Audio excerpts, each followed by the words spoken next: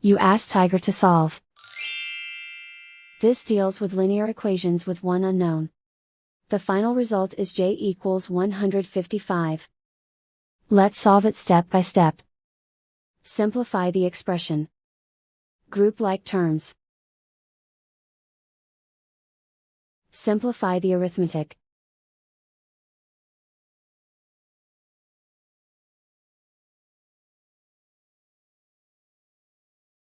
Group all constants on the right side of the equation. Add 3 to both sides. Simplify the arithmetic.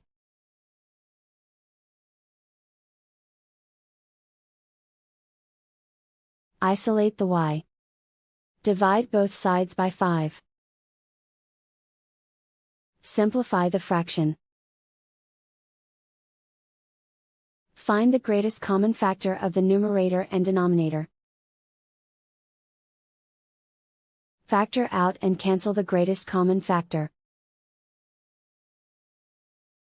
And so the final result is j equals 155.